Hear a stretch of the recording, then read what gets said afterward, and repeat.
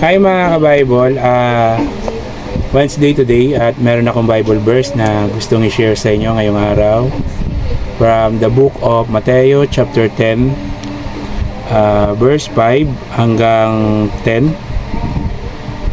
So ito po yung mababasa natin. Sinugo ni Jesus ang 12. Ang 12 ito ay sinugo ni Jesus at kanyang pinagbilinan. Huwag kayong pupunta sa lugar ng mga hintil o sa alinmang bayan ng mga Samaritano. Sa halip, hanapin ninyo ang mga nawawalang tupa ng sambahayan ng Israel. Umayo kayo't ipangaral na malapit nang dumating ang kaharian ng langit. Pagalingin ninyo ang mga may sakit at buhayin ang mga patay. Pagalingin at alisin ninyo ang mga may ketong at palayasin ang mga demonyo. Yamang tumanggap kayo ng walang bayad, magbigay naman kayo ng walang bayad. Huwag kayong magdala ng pera, maging ginto, pilak o tanso. Sa inyong paglalakbay, huwag din kayong magbaon ng pagkain, bisan, pampalit na sandalyas o tungkod, sapagkat ang manggagawa ay karapat-dapat na tumanggap ng mga bagay na kanyang ikabubuhay.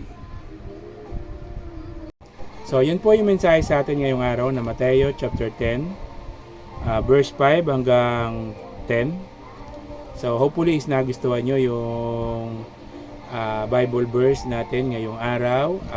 Kung nagustuhan nyo po is please subscribe to my YouTube channel, tsaka follow my FB page, like and share the videos.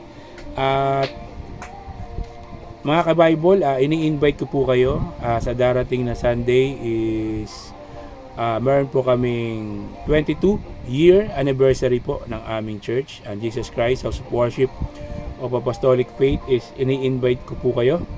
Kung wala kayong ginagawa sa Sundays, punta po kayo sa aming church. Message nyo po ako para sa detalye. So, keep safe, God bless, always remember, Jesus loves you. Bye-bye. Hi mga ka-Bible, Wednesday today at meron akong Bible verse na gustong i-share sa inyo ngayong araw.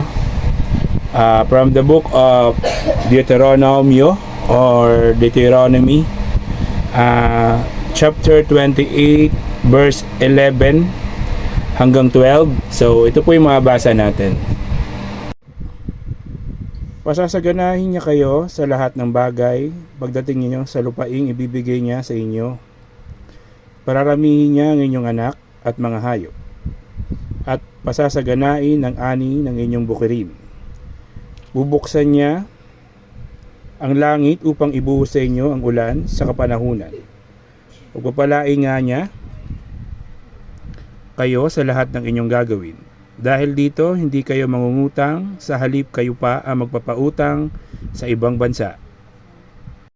So yun po yung mensahe sa atin ngayong araw ng Deuteronomy chapter 28 verse 11 hanggang 12. So keep safe, God bless, always remember, Jesus loves you. Bye-bye!